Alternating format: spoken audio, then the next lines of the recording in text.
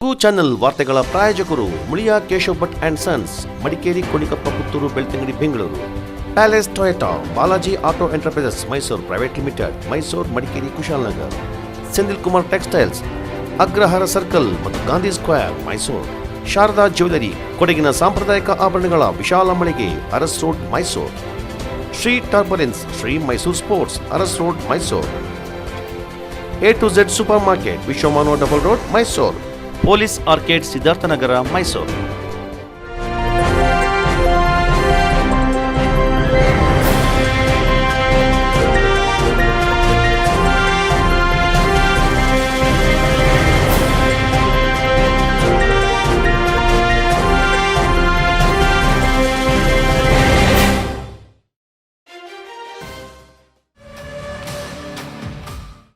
ಮಡಿಕೇರಿ ನಗರದಲ್ಲಿ ಶುಕ್ರವಾರ ಕಾಂಗ್ರೆಸ್ ಅಭ್ಯರ್ಥಿ ಮಂತರಗೌಡ ರೋಡ್ ಶೋ ನಡೆಸಿ ಮತಯಾಚನೆ ಮಾಡಿದರು.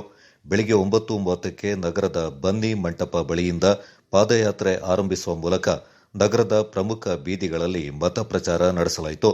ಸೈದ್ಧಾಂತಿಕ ಚುನಾವಣೆ ಹಾಗೂ ನಮ್ಮ ಅಭ್ಯರ್ಥಿ ಡಾಕ್ಟರ್ ಮಂತರಗೌಡ ಅವರ ಚುನಾವಣಾ ಮತಯಾಚನೆ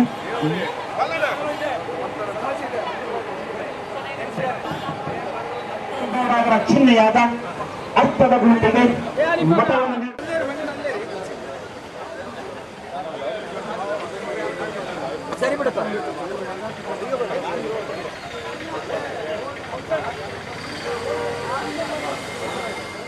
ಈ ಸಂದರ್ಭ ನಗರದ ಕೆಲವು ಮನೆಗಳಲ್ಲಿ ಮಹಿಳೆಯರು ಮಂತರ್ಗೆ ಆರತಿ ಬೆಳಗುವ ಮೂಲಕ ಆತ್ಮೀಯವಾಗಿ ಬರಮಾಡಿಕೊಂಡರು. ಜಿಲ್ಲಾ ಹಾಗೂ ನಗರ ಕಾಂಗ್ರೆಸ್ ಪ್ರಮುಖರು ಸೇರಿದಂತೆ ನೂರಾರು ಯುವ ಕಾರ್ಯಕರ್ತರು ಅಭ್ಯರ್ಥಿ ಮಂತರಗೌಡ ಅವರಿಗೆ ಸಾಥ್ ನೀಡಿದರು.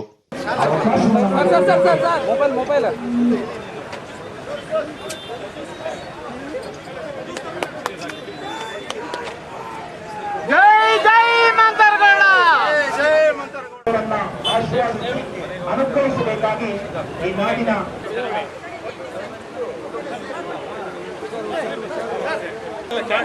ಕ್ಯಾಂಡಿಡೇಟ್ನ ಮುಂದೆ ಬಿಡಿ, ಯಾರು ಅಡ್ಡ ನಿಲ್ಬೇಡಿ.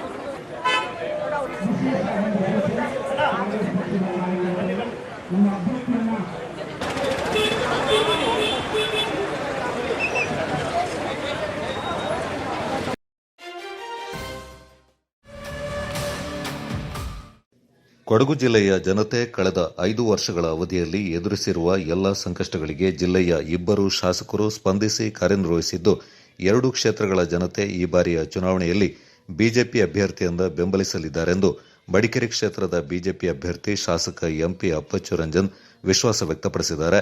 ಸುದ್ದಿಗೋಷ್ಠಿಯಲ್ಲಿ ಮಾತನಾಡಿದ ಅವರು, ಪ್ರಸ್ತುತ ಜಿಲ್ಲೆಯ 2 ಕ್ಷೇತ್ರಗಳಲ್ಲಿ ಕಾಂಗ್ರೆಸ್ ಹೊರಗಿನ ಅಭ್ಯರ್ಥಿಗಳಿಗೆ ಅವಕಾಶ ಕಲ್ಪಿಸಿದ್ದು, ಇಂತಹ ಪಿಕ್ನಿಕ್ ರಾಜಕಾರಣಿಗಳಿಂದ ಯಾವುದೇ ಅಭಿವೃದ್ಧಿ ಕಾರ್ಯ ಸಾಧ್ಯವಿಲ್ಲ. ಕೊಡಗಿನ ಜನತೆ ಪ್ರಾಕೃತಿಕ ವಿಕೋಪ, ಕೊರೋನಾ ಸಂದರ್ಭದಲ್ಲಿ ಸಾಕಷ್ಟು ಸಂಕಷ್ಟಗಳನ್ನು ಎದುರಿಸಿದ್ದಾರೆ. ಈ ಹಂತಗಳಲ್ಲಿ ಜನರ ಕಷ್ಟಗಳಿಗೆ ಸ್ಪಂದಿಸುವ ಕೆಲಸ ಕಾಂಗ್ರೆಸ್ ಮಾಡಿಲ್ಲವೆಂದು ಟೀಕಿಸಿದ ಅಪ್ಪಚ್ಚು ರಂಜನ್, ತಾನು ನಡೆಸಿರುವ ಅಭಿವೃದ್ಧಿ ಕಾರ್ಯಗಳ ಮೂಲಕ ಜನರ ಬಳಿ ಮತಯಾಚನೆ ಮಾಡ್ತಾ ಇರುವುದಾಗಿ ಸ್ಪಷ್ಟಪಡಿಸಿದರು. ಏಪ್ರಿಲ್ 29ರಂದು ಕೇಂದ್ರ ಗೃಹ ಸಚಿವ ಅಮಿತ್ ಶಾ ಜಿಲ್ಲೆಗೆ ಆಗಮಿಸಲಿದ್ದು, ಬೆಳಗ್ಗೆ 10 ಗಂಟೆಗೆ ನಗರದ ಚೌಡೇಶ್ವರಿ ದೇವಾಲಯದಿಂದ ಜನರಲ್ ತಿಮ್ಮಯ್ಯ ವೃತ್ತದವರೆಗೆ ರೋಡ್ ಶೋ ಜೊತೆಗೆ ಬಹಿರಂಗ ಸಭೆ ನಡೆಸಲಿದ್ದಾರೆಂದರು. ಮತ್ತು ಅನುಕೂಲಗಳಿಂದ ಬಂದು ಸೇರ್ಕೊಳ್ತಾರೆ. ಕೊರೋನಾ ಸಂದರ್ಭದಲ್ಲಿ ಕೂಡ ಇಲ್ಲಿ ಅದರ ಏನು ನ್ಯೂನತೆಗಳಿದ್ದು ಅದನ್ನು ಸರಿಪಡಿಸಿದ ನಂತರ ನಮ್ಮ ಹಲವಾರು ಜನ ಇದು 5 ಸ್ಟಾರ್ ಹೋಟೆಲ್ನ ಟ್ರೀಟ್ಮೆಂಟ್ ಕೊಡ್ತಾರೆ, 1000 ಸಂಖ್ಯೆ ಕಡಿಮೆ ಆಯಿತು ಅಂತ ಹೇಳಿದ ಕೂಡ ನೀವು ಪಟ್ಟಿ ತೆಗೆದು ನೋಡಿ. ನನ್ನ ಮಾಹಿತಿ ಪ್ರಕಾರ ಸುಮಾರು 7,000 ರೋಗಿಗಳು ಬಿಯಾಪಟ್ನ ಮತ್ತು ಅರಕಲಗೂಡಿಂದ ಬಂದಂಥವ್ರು ಇರೋದು. ಹಾಗಾಗಿ ಅವರು ಯಾಕೆ ಡೆವಲಪ್ ಮಾಡಿಲ್ಲ ಆಗಿದ್ದಾಗ ಅವರೇನು ಸಿಂಗಾಪುರ ಮಾಡೋರು. ನಮ್ಮಲ್ಲಿ ಅವರಿಗೂ ನಮಗೂ ಕಂಪೇರ್ ಮಾಡಿದರೆ ಎಜುಕೇಷನ್ ಇನ್ಸ್ಟಿಟ್ಯೂಷನ್ ನಾವು ತೆರೆದಿದ್ದೇವೆ, ಎಲ್ಲ ಇನ್ಸ್ಟಿಟ್ಯೂಷನ್ ತೆರೆದಿದ್ದೇವೆ, ವಿಶ್ವವಿದ್ಯಾಲಯ ಕೂಡ ನಾವು ಮಾಡಿದ್ದೇವೆ. ಹಾಗಾಗಿ ನಾವು ಕೇಳಬೇಕಾಗ್ತದೆ, ಅವರು ಏನು ಡೆವಲಪ್ ಮಾಡಿದ್ದಾರೆ, ಏನು ಮಾಡಿದ್ದಾರೆ, ಎಷ್ಟು ಜನರಿಗೆ ಸ್ಪಂದನೆ ಮಾಡಿದ್ದಾರೆ. ಅವರು ನಮ್ಮ ಗೌಡ ಸಂಘದ ಡೈರೆಕ್ಟರ್ ಆಗಿ ಸುಮಾರು 25 ವರ್ಷ ಇರ್ತಾರಲ್ಲ, ಎಷ್ಟು ಜನಕ್ಕೆ ಮೆಡಿಕಲ್ ಸೀಟ್ ಕೊಟ್ಟಿದ್ದಾರೆ, ಎಷ್ಟು ಜನಕ್ಕೆ ಇಂಜಿನಿಯರಿಂಗ್ ಸೀಟ್ ಕೊಟ್ಟಿದ್ದಾರೆ, ಎಷ್ಟು ಹೋಗಿ ನರ್ಸು ಎಷ್ಟು ಜನಕ್ಕೆ ನರ್ಸ್ ಕೊಟ್ಟಿದ್ದಾರೆ ಹೇಳ್ಬೇಕಲ್ಲ. ಒಬ್ಬೊಬ್ಬರಿಗೆ ಡೈರೆಕ್ಟರ್ಗೆ ಇಷ್ಟು ಸೀಟ್ ಅಂತ ಇರ್ತದೆ. ಯಾರಿಗೆ ಕೊಟ್ಟಿದ್ದಾರೆ? ಕೊಡಗಿನವರು ಒಬ್ಬರು ಕೊಟ್ಟಿದ್ದಾರ ಒಂದು ಮೆಡಿಕಲ್ ಸೀಟ್. ಅವ್ರು ಹೇಳಿ ಒಂದು ಮೆಡಿಕಲ್ ಸೀಟ್ ಕೊಟ್ಟಿದ್ರೆ ನಾನು ಅವರ ಹೇಳಿದಾಗ ಕೇಳ್ತೀನಿ. ನಾವು ಮೆಡಿಕಲ್ ಕಾಲೇಜನ್ನು ಪ್ರಾರಂಭ ಮಾಡಿದ್ವಿ, ಯೂನಿವರ್ಸಿಟಿನ ಪ್ರಾರಂಭ ಮಾಡಿದ್ವಿ, ಇಂಜಿನಿಯರ್ ಕಾಲೇಜ್ ಮಾಡಿದ್ವಿ, ಸೈನಿಕ್ ಸ್ಕೂಲ್ ಮಾಡಿದ್ವಿ. ಇದರಲ್ಲಿ ಬೇರೆ ಜಿಲ್ಲೆಯವರು ಕೂಡ ಇದ್ದಾರೆ. ಯಾಕೆ ಆ ರೀತಿ ಡೆವಲಪ್ ಮಾಡೋ ಚಿಂತನೆ ಮಾಡಿಲ್ಲ? ನಾವು 25 ವರ್ಷ ಚಿಂತನೆ ಮಾಡಿ ಡೆವಲಪ್ ಮಾಡಬೇಕು. ಜಿಲ್ಲಾ ಬಿಜೆಪಿ ವಕ್ತಾರ ಮಹೇಶ್ ಜೈನಿ ಮಾತನಾಡಿ, ಅಪ್ಪಚ್ಚು ರಂಜನ್ ಅವರು ಅತಿ ಹೆಚ್ಚು ಮತಗಳಿಂದ ಗೆಲುವು ಸಾಧಿಸಲಿದ್ದಾರೆಂದರು. ಭಾರತೀಯ ಜನತಾ ಪಕ್ಷ ಕಳೆದ ಅನೇಕ ವರ್ಷಗಳಿಂದ ಕೊಡಗಿನಲ್ಲಿ ಮಾಡಿದಂಥ ಅಭಿವೃದ್ಧಿಯನ್ನು ಮುಂದಿಟ್ಟುಕೊಂಡು ಮತವನ್ನು ಯಾಚಿಸುತ್ತಿದ್ದರೆ, ಕಾಂಗ್ರೆಸ್ ಹತಾಶರಾಗಿ ಈ ಹಿಂದೆ ಅವರ ಅಧಿಕಾರದಲ್ಲಿದ್ದಾಗ ಕೊಡಗಿನ ಪರಿಸ್ಥಿತಿ ಹೇಗಿತ್ತು, ನಾವೀಗ ಈಗ ಏನೇನು ಮಾಡಿದ್ದೀವಿ ಅಂತ ಹೇಳೋದನ್ನ ಎಲ್ಲ ಸಾಧನೆಗಳ ಮೂಲಕ ನಮ್ಮ ಶಾಸಕರು ವಿವರಿಸಿದ್ದಾರೆ. ಆದರೆ ಅವರಿಗೆ ಯಾವುದೇ ಸಾಧನೆಗಳಿಲ್ಲದೆ ಜಾತಿಯ ವಿಷ ಬೀಜವನ್ನ ಇವತ್ತು ಸಮಾಜದಲ್ಲಿ ಹುಟ್ಟುಹಾಕುವ ಮೂಲಕ ಸಮಾಜವನ್ನ ಒಡೆದು ಅದನ್ನ ಮತ ಬ್ಯಾಂಕ್ ಆಗಿ ಸೃಷ್ಟಿ ಮಾಡಿ ಮತವನ್ನು ಪಡೆಯುವಂತಹ ಉನ್ನಾರದ ಕೆಲಸವನ್ನು ಮಾಡ್ತಿದ್ದಾರೆ. ನಮ್ಮ ಮಡಿಕೇರಿಯ ಅಭ್ಯರ್ಥಿ ಒಂಥರ ಅವತ್ತು ಸಹ ಸಮ್ಮಿಶ್ರ ಸರ್ಕಾರವೇ. ಅಪ್ಪ ಒಂದ್ ಕಡೆ ಅರ್ಕಲ್ಗೋಡಲ್ಲಿ ಜೆಡಿಎಸ್ ಅಭ್ಯರ್ಥಿ, ಮಡಿಕೇರಿ ಕ್ಷೇತ್ರದಲ್ಲಿ ಮಗ ಕಾಂಗ್ರೆಸ್ ಅಭ್ಯರ್ಥಿ.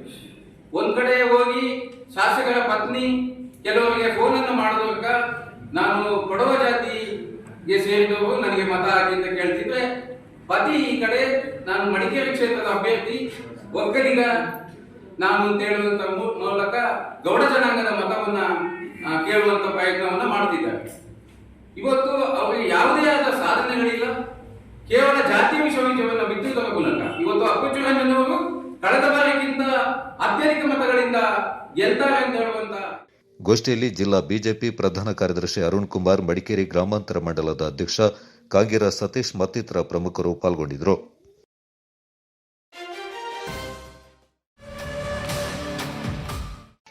ರಾಜ್ಯ ವಿಧಾನಸಭಾ ಚುನಾವಣೆಗೆ ದಿನಗಣನೆ ಆರಂಭಗೊಂಡಿದ್ದು, ಪ್ರಮುಖ ರಾಜಕೀಯ ಪಕ್ಷಗಳು ಈಗಾಗಲೇ ತಮ್ಮ ಅಭ್ಯರ್ಥಿಗಳ ಪರ ಬಿರುಸಿನ ಪ್ರಚಾರದಲ್ಲಿ ತೊಡಗಿವೆ.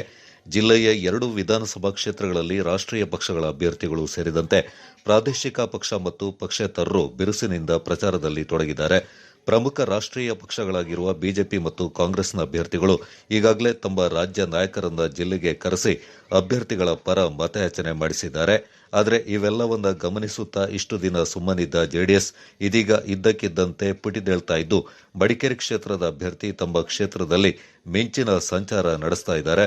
ಹಗಲು ರಾತ್ರಿ ಎನ್ನದೆ ಪಕ್ಷದ ಬಲವರ್ಧನೆಯಲ್ಲಿ ತೊಡಗಿರುವ ಪ್ರಮುಖರು ಹಾಗೂ ಮಡಿಕೇರಿ ಕ್ಷೇತ್ರದ ಜೆಡಿಎಸ್ ಅಭ್ಯರ್ಥಿ ನಾಪಂಡ ಮುತ್ತಪ್ಪ ಬಿಜೆಪಿ ಹಾಗೂ ಕಾಂಗ್ರೆಸ್ನಲ್ಲಿ ಸಕ್ರಿಯರಾಗಿದ್ದ 100 ಕಾರ್ಯಕರ್ತರನ್ನ ಪಕ್ಷಕ್ಕೆ ಸೆಳೆಯುವಲ್ಲಿ ಯಶಸ್ವಿಯಾಗಿದ್ದಾರೆ.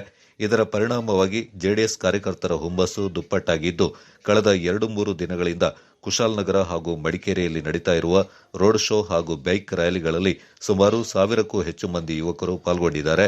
ಸಹಜವಾಗಿ ಈ ಬೆಳವಣಿಗೆ ರಾಷ್ಟ್ರೀಯ ಪಕ್ಷಗಳಿಗೆ ಒಳಗೊಳಗೆ ನಡುಕ ತರಿಸಿದ್ದು, ಯುವಕರು ಜೆಡಿಎಸ್ನತ್ತ ಒಲದಂತೆ ತಡೆಯಲು ಸಂಚು ರೂಪಿಸ್ತಾ ಇವೆ ಎನ್ನಲಾಗಿದೆ. ಒಟ್ಟಿನಲ್ಲಿ ಕಾದು ನೋಡುವ ತಂತ್ರವನ್ನೇ ಮೈಗೂಡಿಸಿಕೊಂಡಿರುವ ಜೆಡಿಎಸ್ ಅಂತಿಮವಾಗಿ ರಾಷ್ಟ್ರೀಯ ಪಕ್ಷಗಳಿಗೆ ಸೆಡ್ಡು ಹೊಡೆಯುವ ಮೂಲಕ ಗೆಲುವಿನ ನಗೆ ಬೀರಲಿದೆ ಎಂದು ಕಾದು ನೋಡಬೇಕಾಗಿದೆ. ವಿಶೇಷ ವರದಿ TJ Praveen Kumar, Kodagu channel, Madikeri.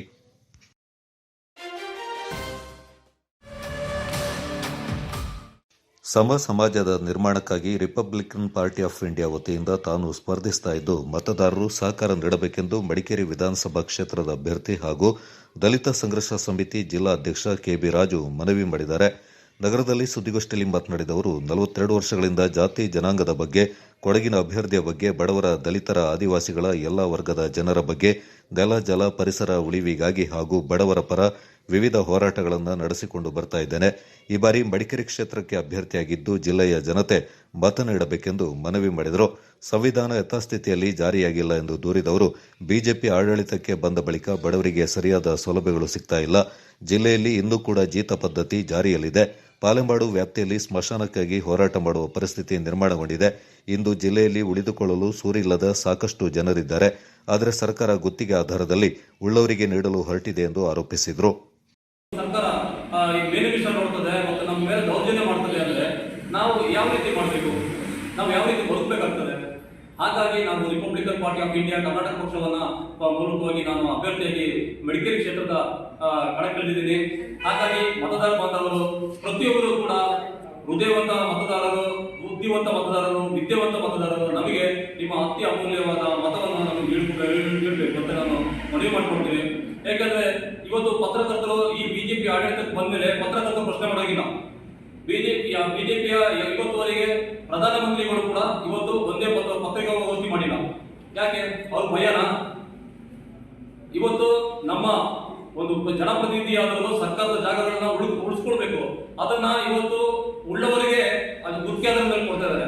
Demonetisation ಅಂತ, ಅಳಿಯಲ್ಲ ಮಗಳಗಂಡ. ಈ ರೀತಿಯಲ್ಲಿ ಜಾಗವನ್ನ ಗುತ್ತಿಗೆ ಆಧಾರದ ಮೇಲೆ ಬೇರೆಯವರಿಗೆ ಜಾಗ ಕೊಟ್ಟರೆ 60 ವರ್ಷ ಆಗಿರ್ಬೋದು, 100 ವರ್ಷ ಆಗಿರ್ಬೋದು ಕೊಟ್ಟರೆ ನಮಗೆ ಭೂಮಿ ಇಲ್ಲದಂತ ವ್ಯಕ್ತಿಗಳಿಗೆ ಏನ್ ಮಾಡ್ಬೇಕು? ನಾವು ಒಬ್ಬ ಜನಪ್ರತಿನಿಧಿಯನ್ನ ನಾವು ಆರಿಸೋದು ಏನಕ್ಕೆ ಅಂದ್ರೆ ಈ ನಮ್ಮ ದೇಶದ ನಮ್ಮ ಆಸ್ತಿಯನ್ನ ಕಾಪಾಡ್ತಾರೆ, ನಮಗೆ ರಕ್ಷಣೆ ನೀಡ್ತಾರೆ, ಸರ್ಕಾರದ ಸವಲತ್ತುಗಳನ್ನ ನಮ್ಗೆ ಕೊಡ್ತಾರೆ ಅಂತ ನಾವು ಆಯ್ಕೆ ಮಾಡ್ತೇವೆ. ಆದ್ರೆ ನಮ್ಮಿಂದ ಓಟ್ ತಗೊಂಡು ಆಯ್ಕೆ ಆದಂತಹ ಅಭ್ಯರ್ಥಿಗಳು ಬಡವರಿಗೆ ಯೋಚನೆ ಇಲ್ಲ, ಕಿಂಚಿತ್ ಕೂಡ ಕರುಣೆ ಇಲ್ಲ. ಇವತ್ತು ನಮ್ಮನ್ನ ಭಯ ಹುಟ್ಟಿಸುವ ರೀತಿಯಲ್ಲಿ ಸಂವಿಧಾನನ ಬದಲಾವಣೆ ಮಾಡ್ತೀವಿ ಅನ್ನೋ ಹೇಳೋದ್ರ ಮೂಲಕವಾಗಿ ನಾನಾ ರೀತಿಯ ಭಯವನ್ನ ಹುಟ್ಟಿಸ್ತಾ ಇದ್ದಾರೆ. ಇವತ್ತು ಬಿಜೆಪಿ ಸರ್ಕಾರ 5 ಬಾರಿ ಚುನಾಯಿತರಾಗಿದ್ದಾರೆ ನಮ್ಮ ಕೊಡಗು ಜಿಲ್ಲೆಯಲ್ಲಿ. 5 ಬಾರಿ ಗೆದ್ದರೂ ಕೂಡ ಇವತ್ತು ಬಡತನ ನಿರ್ಮೂಲನೆ ಆಗಿಲ್ಲ, ಕೊಡಗು ಜಿಲ್ಲೆ ಅಭಿವೃದ್ಧಿ ಆಗಿಲ್ಲ. ಇನ್ನು ಪ್ಲಾಸ್ಟಿಕ್ ಒದಗಿ ಕಟ್ಕೊಂಡು ಪ್ಲಾಸ್ಟಿಕ್ ಆದಿವಾಸಿಗಳು ಬದುಕ್ತಿದ್ದಾರೆ. ಅವ್ರು ನಿಜವಾದ ಒಂದು 3% ಜಾಗ ಕೊಡ್ಲಿಕ್ಕೆ ಸಾಧ್ಯ ಇಲ್ಲ. ಹೇಗೆ ಹೇಳಲಿಕ್ಕೆ ಸಾಧ್ಯ? ಅವರು ನಾವು ಹಕ್ಕುಪತ್ರ ಕೊಟ್ಟಿದ್ದೀವಿ, 10,000 ಹಕ್ಕುಪತ್ರ ಕೊಟ್ಟಿದ್ದೀವಿ, 15,000 ಹಕ್ಕುಪತ್ರ ಕೊಟ್ಟಿದ್ದೀವಿ ಅಂದ್ರೆ 3 ತಿಂಗಳಲ್ಲಿ ಎಲೆಕ್ಷನ್ ಹತ್ರ ಬಂದ ಟೈಮಲ್ಲಿ ಇವರು ಹಕ್ಕುಪತ್ರ ಕೊಡ್ತಾರೆ. ಆದ್ರೆ 5 ವರ್ಷದಿಂದ ಆಳ್ವಿಕೆ ಮಾಡ್ತಿದ್ರಲ್ಲ, ಅವಾಗ ಯಾಕೆ ಹಕ್ಕುಪತ್ರ ಕೊಡಲಿಲ್ಲ ಅವರು? SVEI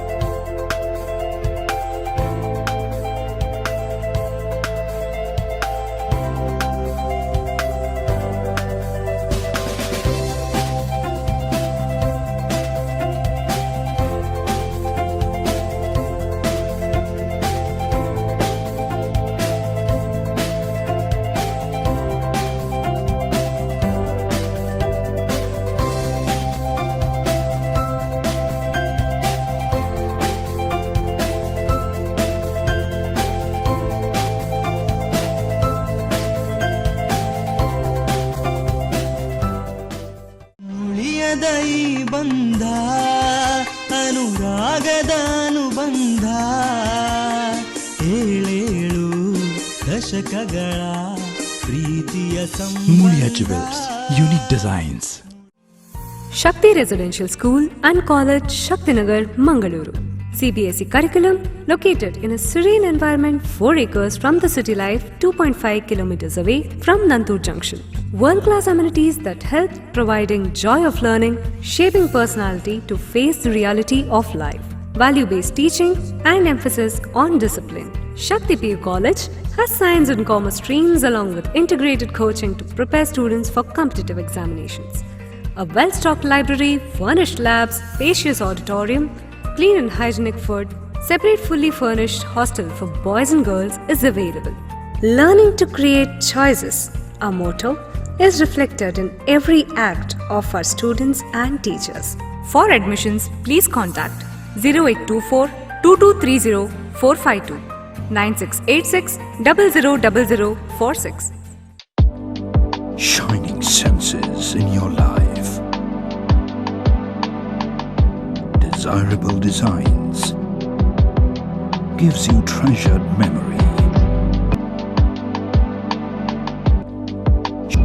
Sharda Jewelers.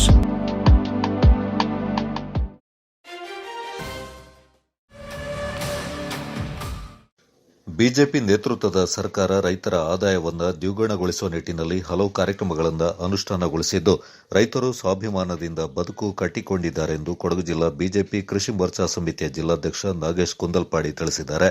ಸುದ್ದಿಗೋಷ್ಠಿಯಲ್ಲಿ ಮಾತನಾಡಿದ ಅವರು, ಕೊಡಗಿನಲ್ಲಿ ಪ್ರಧಾನಮಂತ್ರಿ ಆವಾಸ್ ಯೋಜನೆಯಡಿ 538 ಮನೆಗಳ ನಿರ್ಮಾಣ ಮಾಡಲಾಗಿದ್ದು, ಸ್ವಚ್ಛ ಭಾರತ್ ಮಿಷನ್ ಯೋಜನೆಯಡಿ ಮನೆಗಳಲ್ಲಿ ಶೌಚಾಲಯ ನಿರ್ಮಾಣ, ಆಯುಷ್ಮಾನ್ ಭಾರತ್ ಯೋಜನೆಯಡಿ ಆರೋಗ್ಯ ಕಾರ್ಡ್ಗಳ ವಿತರಣೆ, ಮಳೆಹಾನಿ ಪರಿಹಾರ ಬಿಡುಗಡೆ ಮಾಡಲಾಗಿದೆ ಎಂದರು.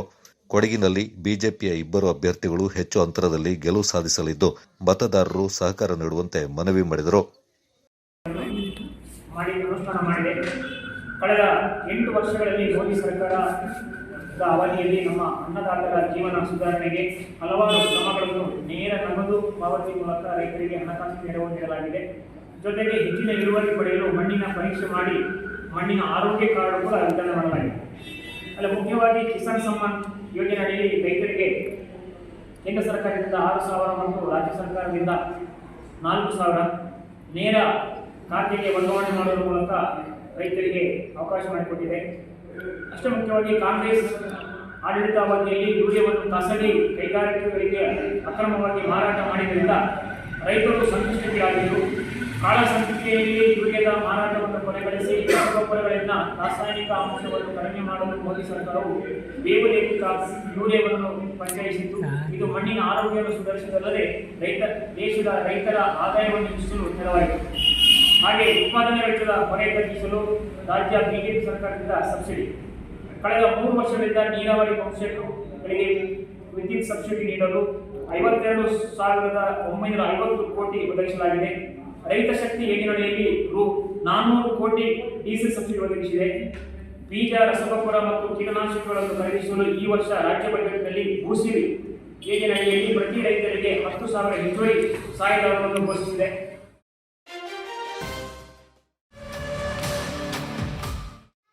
ಮಡಿಕೇರಿ ಕ್ಷೇತ್ರಕ್ಕೆ ಶಾಸಕ ಅಪ್ಪಚ್ಚು ರಂಜನ್ ಕೊಡುಗೆ ಶೂನ್ಯ. ಅವರಿಗೆ ಸೋಲಿನ ಭೀತಿ ಎದುರಾಗಿದೆ ಎಂದು ನಗರ ಕಾಂಗ್ರೆಸ್ ಲೇವಡಿ ಮಾಡಿದೆ. ಸೋಮರಪೇಟೆ ಪಟ್ಟಣದ ಸುದ್ದಿಗೋಷ್ಠಿಯಲ್ಲಿ ಕಾಂಗ್ರೆಸ್ ಅಧ್ಯಕ್ಷ ನಾಗರಾಜ್ ಮಾತನಾಡಿ, ರಂಜನ್ ಕ್ಷೇತ್ರವೊಂದ ಸಂಪೂರ್ಣವಾಗಿ ಕಡೆಗಣಿಸಿದ್ದಾರೆ ಎಂದು ಆರೋಪಿಸಿದರು. ಶಾಸಕರು ಏನು ಅಭಿವೃದ್ಧಿ ಮಾಡಿದ್ದಾರೆ ಎಂದು ಪ್ರಶ್ನೆ ಮಾಡಿದ ಅವರು, ಮಡಿಕೇರಿ ಕ್ಷೇತ್ರದಲ್ಲಿ ಕಾಂಗ್ರೆಸ್ ಮುಂಚೂಣಿಯಲ್ಲಿದೆ. ಎಲ್ಲೆಡೆ ಮಂತ್ರಗೌಡ ಅವರ ಹೆಸರು ಕೇಳಿಬರ್ತಾ ಇದೆ. ಇದರಿಂದ ಶಾಸಕರು ವಿಚಲಿತರಾದಂತೆ ಕಾಣ್ತಾ ಇದೆ ಎಂದರು. ಕುಡಿಯುವ ನೀರಿನ ಸಮಸ್ಯೆಗೆ ಇದುವರೆಗೆ ಪರಿಹಾರ ಕಂಡುಹಿಡಿಯಲು ವಿಫಲರಾಗಿದ್ದಾರೆ. ಕಸ ವಿಲೇವಾರಿ ಸಮಸ್ಯೆ ವಿಪರೀತವಾಗಿದೆ. ಅದಕ್ಕೆ ಪರಿಹಾರವೇ ಇಲ್ಲದಂತಾಗಿದೆ. ಕಳೆದ ಹಲವು ವರ್ಷಗಳಿಂದ ಕ್ರೀಡಾಂಗಣ ಕಾಮಗಾರಿ ನೆನೆಗುದಿಗೆ ಬಿದ್ದಿದೆ. ಅದೇ ಹಣವನ್ನು ವಸತಿ ರಹಿತರಿಗೆ ನಿವೇಶನ ಖರೀದಿಗೆ ಉಪಯೋಗಿಸಬಹುದಿತ್ತು ಎಂದರು. ಕಳೆದ ಹಲವು ವರ್ಷಗಳಿಂದ ಕಾಮಗಾರಿ ಪೂರ್ಣಗೊಳ್ಳದೆ ಪಾಳು ಬಿದ್ದಿರುವ ಶತಮಾನೋತ್ಸವ ಭವನವನ್ನು ಕಣ್ಣೆತ್ತಿ ಕೂಡ ನೋಡಲಿಲ್ಲವೆಂದು ಆರೋಪಿಸಿದರು. ತಮ್ಮ ಪಕ್ಷದ ಕೆಲವು ಕಾರ್ಯಕರ್ತರನ್ನ ಗುತ್ತಿಗೆದಾರರನ್ನಾಗಿಸಿದ್ದೇ ಇವರ ಸಾಧನೆ ಎಂದರು. ಇವರ ಪಕ್ಷದ ಪಟ್ಟಣ ಪಂಚಾಯಿತಿ ಸದಸ್ಯರೇ ಬೇನಾಮಿ ಹೆಸರಲ್ಲಿ ಗುತ್ತಿಗೆ ಕೆಲಸ ಮಾಡ್ತಾ ಇದ್ದಾರೆ ಎಂದು ಆರೋಪಿಸಿದರು. ಬ್ಲಾಕ್ ಮಹಿಳಾ ಕಾಂಗ್ರೆಸ್ ಅಧ್ಯಕ್ಷೆ ಹಾಗೂ ಪಟ್ಟಣ ಪಂಚಾಯಿತಿ ಸದಸ್ಯೆ ಶೀಲಾ ಡಿಸೋಜಾ ಮಾತನಾಡಿ, ಪಟ್ಟಣದಲ್ಲಿ ಸಮರ್ಪಕವಾಗಿ ಅಭಿವೃದ್ಧಿ ಕಾರ್ಯಗಳು ನಡೀತಾ ಇಲ್ಲವೆಂದರು. ನಗರೋತ್ಥಾನ ಯೋಜನೆಯ ಕಾಮಗಾರಿಯಿಂದ ಶಾಸಕರು ಪರಿಶೀಲಿಸಿ ಸಂಬಂಧಪಟ್ಟವರಿಗೆ ಸೂಕ್ತ ಆದೇಶವನ್ನು ನೀಡಬೇಕಿತ್ತು ಎಂದರು.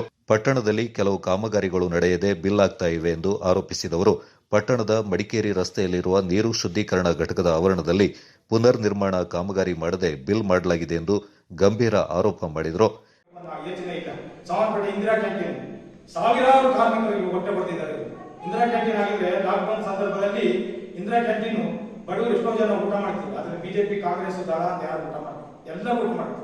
ಯಾರು ಭೇದ ಭಾವ ಇದೆ ಮಾಡ್ತಾರೆ. ಆದ್ರೆ ಇಲ್ಲಿ ಕಾರ್ಮಿಕರು ಕೂಡ ನಿರ್ಲಕ್ಷ್ಯ ಮಾಡಿದ್ದಾರೆ. ಅಪ್ಪಚ್ಚು ಜನರು ಸೋಮರಪೇಟೆ ಭಾಗನೂ ಕೂಡ ನಿರ್ಲಕ್ಷ್ಯ ಮಾಡಿದ್ದಾರೆ. ಸೋಮರಪೇಟೆ ಭಾಗದಲ್ಲಿ ಯಾವುದೇ ರಸ್ತೆಗಳು, ನೀವು ನೋಡ್ತಿರೋ ಪತ್ರಿಕೆಯಲ್ಲೆಲ್ಲ ಬರ್ತಾ ಇದೆ, ರಸ್ತೆಗಳು ಸರಿಯಿಲ್ಲ. ಏನು ತರಾತುರಿಲಿ ಎಲ್ಲ ಕಡೆ ತಾಲೂಕಾದ್ಯಂತ ಮಡಿಕೇರಿ ಕ್ಷೇತ್ರಾದ್ಯಂತ ಎಲ್ಲ ಕಡೆ ರಸ್ತೆ ಮಾಡ್ತಾ ಇದ್ದೇವೆ. ಈಗ ಇವರಿಗೆ 5 ವರ್ಷ 25 ವರ್ಷ ರಸ್ತೆ ಮಾಡ್ಬೇಕು ಅಂತ ಅನ್ಸಿದ್ವಾ? ಈಗೆಲ್ಲ ಅಭಿವೃದ್ಧಿ ಸೋಮಪೇಟೆ ಹಾಸ್ಪಿಟಲ್ ದೊಡ್ಡದಾಗಿ ಕಟ್ಟಿದ್ದಾರೆ. ಪ್ರತಿ ವರ್ಷ ಅಲ್ಲಿ ಇನ್ನೂ ಕಾಮಗಾರಿ ನಡೀತಾನೆ ಇದೆ, ಹಾಸ್ಪಿಟಲ್ ಕಟ್ತಾನೆ ಇದ್ದಾರೆ. ಆದ್ರೆ ವೈದ್ಯರು ಮಾತ್ರ ಅಲ್ಲಿ ಯಾವುದೂ ಇಲ್ಲ, ಇಲ್ಲಿ ಏನು ಮಾಡ್ತಾ ಇಲ್ಲ. ಅಪ್ಪಚ್ಚನ ಜನ ಅವರ ಇದು ಬರೀ ಸೊನ್ನೆ ಇದೆ. ಬೇರೆ ಅಭಿವೃದ್ಧಿ ಮಾಡಿದ್ರೆ 25 ವರ್ಷದಿಂದ ಏನ್ ಮಾಡಿದ್ದಾರೆ ಇವರು? ಹಲವಾರು ಜನರಿಗೆ ಪಟ್ಟೆ ಕೊಡ್ತೀವಿ, ಪಟ್ಟೆ ಕೊಡ್ಲಿಕ್ಕೆ 25 ವರ್ಷ ಬೇಕಾ? ನಮ್ಮ ಸರ್ಕಾರ ಬಂದ್ರೆ ಪುನಃ ಪಟ್ಟೆ ಕೊಡ್ತೀವಿ ಅಂತ ಹೇಳ್ತಾರೆ. JCB ಮೊನ್ನೆ ಇವರಿಗೆ ನಾಚಿಕೆ ಆಗೋದಿಲ್ಲ. ಅಪ್ಪಚ್ಚನ ಜನರಿಗೆ 25 ವರ್ಷ ಜನರಿಗೆ ಎಷ್ಟು ಮೋಸ ಮಾಡ್ತಾರೆ, ಎಷ್ಟು ಸುಳ್ಳು ಹೇಳ್ತಾರೆ ಇವ್ರು ನಿಜವಾಗ್ಲೂ ಇವ್ರಿಗೆ ಏನಾಗಿದೆ ಈಗ ಹತಾಶ ಭಾವನೆ ಆಗಿದೆ. ಮಂತ್ರಕೋಟರು ಮೊದಲನೇ ಸ್ಥಾನಕ್ಕೆ ಬಂದ್ಬಿಟ್ಟಿದ್ದಾರೆ, ಇನ್ನೇನು ನಾವು ಸೋತ್ಬಿಡ್ತೀನಿ ಅಂತ ಹೇಳಿ ಭಯ ಇದು ಕಾಡ್ತಾ ಇದೆ ಇವರಿಗೆ, ಅಪ್ಪಚ್ಚನ ಜನರಿಗೆ. ಬೇರೆ ಏನೂ ಇಲ್ಲ. ಸೋಮಪೇಟೆ ಭಾಗದಲ್ಲಿ ಇನ್ನೂ ಹಲವಾರು ಕೆಲಸಗಳಾಗಬೇಕು. ಪಟ್ಟಣ ಪಂಚಾಯತ್ ಅಲ್ಲಿ ಪಾರ್ಕ್ ಅಂತೇಳಿ ಮಾಡಿದ್ರು, ಅದ್ರದ್ದು ಪೇಮೆಂಟು ಆಗಿದೆ. ಆದ್ರೆ ಪಾರ್ಕ್ ಇಲ್ಲ. 1 ಲಕ್ಷ ಅಂತ ಕಾಣ್ತದೆ, 1.5. ಬಟ್ ಅದು ಬರಲಿಲ್ಲ ಇನ್ನು ಸರ್. ಅದು ಕರೆಕ್ಟ್ ಡೀಟೇಲ್ಸ್ ಪಂಚಾಯತಿಗೆ ಸಿಗುತ್ತೆ. ಅದ್ರ ಜೊತೆಗೆ ನಮ್ಮ ಆಫೀಸ್ ಪಾರ್ಕ್ ಮಾಡಿದ್ದಾರೆ, ಮಿತ್ರರಿಗೆ ಗೊತ್ತಿದೆ. ಆ ಪಾರ್ಕ್ ಅಲ್ಲಿ ಗಿಡಗಳನ್ನ ಪಾಪ ಹೇಳ್ಬೇಕು ಅಂದ್ರೆ ನಮ್ಮಲ್ಲಿ ವರ್ಕರ್ಸ್ ಗಳು ತಂದು ಹಾಕಿದಂತ ಗಿಡಗಳು, ಆ ಕಾಂಟ್ರಾಕ್ಟ್ ತಗೊಂಡವ್ರು ಒಂದು ಗಿಡ ಸಮೇತ ಹಾಕಿರ್ಲಿಲ್ಲ ಅಲ್ಲಿ. ಸುಮ್ಮನೆ ಒಂದು ಕಟ್ಟೆ ಕಟ್ಟಿ ಒಂದು ಮಣ್ಣು ತುಂಬಿಸಿ ಹೋಗಿದ್ರು. ಅದರ ನಂತರ ಅದ ಅಭಿವೃದ್ಧಿಗಳನ್ನ ಪಂಚಾಯತಿ ವರ್ಕರ್ಸ್ ಮಾಡಿದ್ದಾರೆ. ಎಲ್ಲರಿಗೂ ಗೊತ್ತಿರುತ್ತೆ ಸಾಧಾರಣ. ಈಗ ನಮ್ಮ ಫಿಲ್ಟರ್ ಹೌಸ್ ಅಲ್ಲಿ ಪಾರ್ಕ್ ಆಗಿದೆ ಅಂತೇಳಿ ಬಿಲ್ ಆಗಿದೆ, ಅಲ್ಲಿ ಪಾರ್ಕ್ ಇದೆ, ಪಾರ್ಕೇ ಇಲ್ಲ. ಅದನ್ನ ನಾವು ಶಾಸಕರ ಹತ್ರ ಅದ್ರ ಬಗ್ಗೆ ಕಂಪ್ಲೇಂಟ್ ಮಾಡಿದ್ರೆ ಅವರು ಅದ್ರ ಬಗ್ಗೆ ಗಮನ ಹರಿಸಲ್ಲ. ಶಾಸಕರಾದ್ರು ಯಾರೇ ಇರ್ಲಿ ಅದ್ರ ಬಗ್ಗೆ ನಿಗಾ ವಹಿಸ್ಬೇಕು. ಹೌದು, ನನ್ನ ಊರಲ್ಲಿ ಈ ತರ ಅಭಿವೃದ್ಧಿ ಕೆಲಸ ಆಗಿದೆ ಅಂತೇಳಿ ಸುಳ್ಳು ಹೇಳ್ಬೇಕಾದ್ರೆ ಅದ್ರ ಬಗ್ಗೆ ನಾನು ಕ್ರಮ ವಹಿಸ್ಬೇಕು ಅನ್ನೋ ಒಂದು ಮನಸ್ಥಿತಿ ನಮ್ಮ ಶಾಸಕರಿಗೂ ಬರ್ಬೇಕಾಗ್ತದೆ. ಯಾಕೆ ಇಷ್ಟೊಂದು ಕಂಪ್ಲೇಂಟ್ ಮಾಡ್ತಾ ಇದ್ವಿ, ನಮ್ಮ ನಗರೋತ್ಥಾನದಲ್ಲಿ ತುಂಬಾ ಕಳಪೆ ಕಾಮಗಾರಿ ಆಗ್ತಾ ಇದೆ, ಯಾಕೆ ಈ ತರ ಎಲ್ಲ ಆಗ್ತದೆ, ಒಂದ್ಸಲ ಬಂದು ಸರಿ ಮಾಡಿ ಅಂತ ಡಿಸಿದ್ರು ಎಲ್ಲಾದ್ರೂ ನಾವು ಅವ್ರಿಗೆ ಹೇಳಿದ್ರು, ಕಂಪ್ಲೇಂಟ್ ಮಾಡಿದ್ರು. ಒಂದ್ಸಲ ಅವ್ರು ಬರ್ಬೋದಿತ್ತಲ್ಲ, ಒಂದು ಸಭೆಗೆ ಬಂದ್ಬಿಟ್ಟು ಅವರು ಹೌದು ನೀವು ಮಾಡಿದ್ದು ಸರಿ ಇಲ್ಲ, ಈ ತರ ಮಾಡುವಂತ ಆ ಕಾಂಟ್ರಾಕ್ಟರ್ಗೆ ಇವರು ವಾರ್ನ್ ಮಾಡ್ಬೋದಿತ್ತು. ಆದ್ರೆ ಆ ತರ ಒಂದು ಕೆಲಸ ಇದುವರೆಗೂ ಮಾಡಲಿಲ್ಲ. ಕಾಮಗಾರಿಯಲ್ಲಿ ಎಷ್ಟು ಹಣ ಬಿಡುಗಡೆ ಆಗಿದೆ, ಮತ್ತೆ ಅದು ಯಾರ ಹೆಸರಿನಲ್ಲಿ ಅದು ಕಾಂಟ್ರಾಕ್ಟ್, ಮೂಲ ಕಾಂಟ್ರಾಕ್ಟರ್ ಯಾರು, ನೆಕ್ಸ್ಟ್ ಈಗ ಇಲ್ಲಿ ಯಾರು ಮಾಡ್ತಾ ಇರೋ ಗುತ್ತಿಗೆದಾರರು, ಅದ್ರ ಬಗ್ಗೆ ಎಲ್ಲ ಸರಿಯಾದ ಮಾಹಿತಿ ಬೇಕು. ಮತ್ತು ಎಲ್ಲ ಕೆಲಸ ಕಾಮಗಾರಿಗಳ ಆಯಾ ವಾರ್ಡಲ್ಲಿ ಎಷ್ಟು ಕೆಲಸ ಆಗಿದೆ, ಯಾವ ವಾರ್ಡಲ್ಲಿ ಯಾವ ಕಾಮಗಾರಿಗಳಿದೆ ಅಂತ ಅದ್ರದ್ದು ಮಾಹಿತಿ ಬೇಕು ಅಂತೇಳಿ ಈಗಾಗಲೇ ನಮ್ಮ ಅಧ್ಯಕ್ಷರು ಕೇಳ್ಕೊಂಡಿದ್ದಾರೆ. ಈಗ ನಮ್ಗೆ ಅದ್ರ ಮಾಹಿತಿ ಬಂದ್ಮೇಲೆ ಅದ್ರ ಮೇಲೆ ನಾವು ತೀವ್ರವಾದ ಒಂದು ಹೋರಾಟವನ್ನು ಮಾಡ್ತಾ ಇದ್ದೇವೆ. ತೋಳೂರು ಶೆಟ್ಟಳ್ಳಿ ಗ್ರಾಮದಲ್ಲಿ ಶ್ರೀ ಸಬ್ಬಂಬ ದೇವಿಯ ಸುಗ್ಗಿ ಉತ್ಸವ ಸಾವಿರಾರು ಭಕ್ತಾದಿಗಳ ಸಮ್ಮುಖದಲ್ಲಿ ಶುಕ್ರವಾರ ವಿಜೃಂಭಣೆಯಿಂದ ನೆರವೇರಿತು. ದೊಡ್ಡ ಮನೆಕೊಪ್ಪ, ಊರೋಳಕೊಪ್ಪ, ಸಿಂಗನಹಳ್ಳಿ, ನಡ್ಲಕೊಪ್ಪ, ಇನಕನಹಳ್ಳಿ, ಹರಪಳ್ಳಿ, ವಣಗೂರು ಕೊಪ್ಪ, ಸುಭಾಷ್ ನಗರ, ಕರಡಿಕೊಪ್ಪ, ದೊಡ್ಡ ತೋಳೂರು, ಚಿಕ್ಕ ತೋಳೂರು ಗ್ರಾಮಗಳ ವ್ಯಾಪ್ತಿಗೆ ಒಳಪಡುವ ನಿವಾಸಿಗಳು ಸುಗ್ಗಿ ಉತ್ಸವದಲ್ಲಿ ದೇವಿಗೆ ಮಡೆ ಅರ್ಪಿಸುವ ಮೂಲಕ ಗ್ರಾಮದ ಸಮೃದ್ಧಿಗಾಗಿ ಸಾಮೂಹಿಕ ಪ್ರಾರ್ಥನೆಯಿಂದ ಸಲ್ಲಿಸಿದ್ರು. ಸುಗ್ಗಿ ಕುಣಿತ ತಂಡದಿಂದ ಸುಗ್ಗಿ ಕುಣಿತ ಜರುಗಿದ್ರೆ ಮತ್ತೊಂದು ಕಡೆಯಲ್ಲಿ ಮಕ್ಕಳು, ಪುರುಷರು, ಮಹಿಳೆಯರು ಸಂಪ್ರದಾಯದಂತೆ ಸುಗ್ಗಿ ಕುಣಿತದಲ್ಲಿ ಪಾಲ್ಗೊಂಡ್ರು. ಉತ್ಸವ ಮೂರ್ತಿಯಿಂದ ಅಡ್ಡ ಪಲ್ಲಕ್ಕಿಯಲ್ಲಿ ಕುಳ್ಳಿರಿಸಿ ಸುಗ್ಗಿಕಟ್ಟೆಯ ಮುಖ್ಯ ರಂಗಕ್ಕೆ ಪ್ರದಕ್ಷಿಣೆ ಹಾಕಲಾಯಿತು.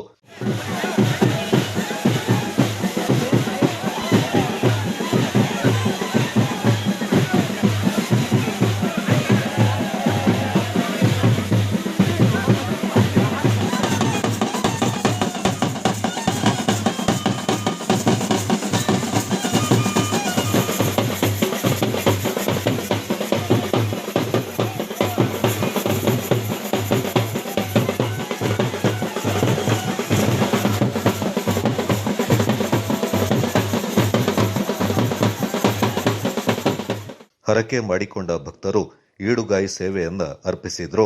ಮಹಿಳೆಯರು, ಮಕ್ಕಳು, ಹಿರಿಯರು ಉತ್ಸವದಲ್ಲಿ ಪಾಲ್ಗೊಂಡು ಗ್ರಾಮ ದೇವತೆಗೆ ಇಷ್ಟಾರ್ಥಗಳ ನೆರವೇರಿಕೆಗೆ ಪ್ರಾರ್ಥನೆ ಸಲ್ಲಿಸಿದ್ರು. ಕುಟುಂಬ ಸಮೇತ ತವರಿನ ಸುಗ್ಗಿಯಲ್ಲಿ ಪಾಲ್ಗೊಳ್ಳುವುದು ಗ್ರಾಮದ ಹೆಣ್ಣು ಮಕ್ಕಳಿಗೆ ವಿಶೇಷ ದಿನವಾಗಿದೆ. ಈ ಭಾಗದಿಂದ ಮದುವೆಯಾಗಿ ಹೋದ ಹೆಣ್ಣು ಮಕ್ಕಳು ತವರಿನ ಸುಗ್ಗಿಯಲ್ಲಿ ಸಂಭ್ರಮದಿಂದ ಪಾಲ್ಗೊಂಡ್ರು. ಪ್ರಧಾನ ಅರ್ಚಕರಾದ DN Sudhakara, DM Dileep, TK Shivakumar ದೇವಿಗೆ ವಿಶೇಷ ಪೂಜೆಯನ್ನ ಸಲ್ಲಿಸಿದ್ರು. ಉದಯಕುಮಾರ್, ಬಿಸಿ ನವೀನ್, ಧರ್ಮಪ್ಪ, ಎಸ್ಟಿ ಸೋಮಪ್ಪ, ವೀರೇಶ್ ಮತ್ತಿತರ ಪ್ರಮುಖರು ಈ ಸಂದರ್ಭ ಪಾಲ್ಗೊಂಡಿದ್ರು.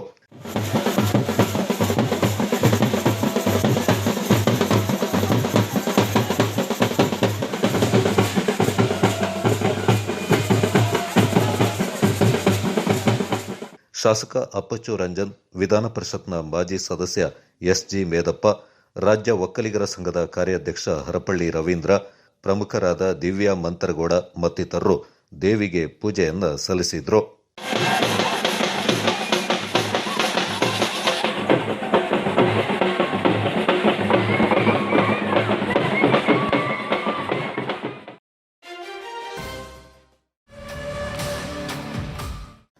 ಇತ್ತೀಚೆಗೆ ಮಡಿಕೇರಿ ವಿಧಾನಸಭಾ ಕ್ಷೇತ್ರ ವ್ಯಾಪ್ತಿಯ ಸುಂಟಿಕೊಪ್ಪ ಸಮೀಪದ ಗುಂಡುಗುಟ್ಟಿ ಗ್ರಾಮದ ಸುಮಾರು 150ಕ್ಕೂ ಹೆಚ್ಚು ಬಿಜೆಪಿಯ ಕಾರ್ಯಕರ್ತರು ಮತ್ತು ಮತದಾರರು ಜೆಡಿಎಸ್ ಪಕ್ಷಕ್ಕೆ ಸೇರ್ಪಡೆಗೊಂಡರು. ಈ ಸಂದರ್ಭ ಜಿಲ್ಲಾಧ್ಯಕ್ಷರಾದ ಕೆಎಂ ಗಣೇಶ್, ರಾಜ್ಯ ಉಪಾಧ್ಯಕ್ಷ ಎಂಎಂ ಶರೀಫ್, ಜಿಲ್ಲಾ ಪ್ರಚಾರ ಸಮಿತಿ ಅಧ್ಯಕ್ಷ ಇಸಾಕ್ ಖಾನ್, ಜಿಲ್ಲಾ ಮಹಿಳಾ ಅಧ್ಯಕ್ಷರಾದ ಪುಷ್ಪಾವತಿ ರಮೇಶ್, ಸುಂಟಿಕೊಪ್ಪ ಗ್ರಾಮ ಪಂಚಾಯಿತಿ ಸದಸ್ಯರಾದ ಶಬೀರ್ ಎ, ಜಿಲ್ಲಾ ಕಾರ್ಯದರ್ಶಿ ಸುನಿಲ್, ಮಡಿಕೇರಿ ನಗರ ಅಲ್ಪಸಂಖ್ಯಾತರ ಅಧ್ಯಕ್ಷರಾದ ಕಲಂದರ್ ಮತ್ತು ಮತ್ತಿತರರು ಪಾಲ್ಗೊಂಡಿದ್ದರು. ನಾವು ಸೇರ್ಪಡೆ ಮಾಡ್ಕೊಳ್ತಾ ಇದ್ದೀವಿ ಮತ್ತು ನೀವು ನಿಮ್ಮ ಮನೆಯವರು ಇರ್ಬೋದು, ಊರಿನವರು ಇರ್ಬೋದು, ಎಲ್ಲರನ್ನ ಎಲ್ಲೂ ಒಂದು ವೋಟ್ ಕೂಡ ಮಿಸ್ ಆಗದ ರೀತಿಯಲ್ಲಿ ನೀವು ಮತದಾನ ಮಾಡಿ ನಮ್ಮ ಅಭ್ಯರ್ಥಿನ ಗೆಲ್ಲಿಸಬೇಕು ಅಂತ ನಾನು ಕೇಳ್ಕೊಳ್ತಾ ಇದ್ದೀನಿ. ಈಗ ನಿಮ್ಮ ಮುಖ್ಯಸ್ಥರು ಮಾತಾಡ್ತಾರೆ, ನಿಮ್ಮನ್ನು ಉದ್ದೇಶಿಸಿ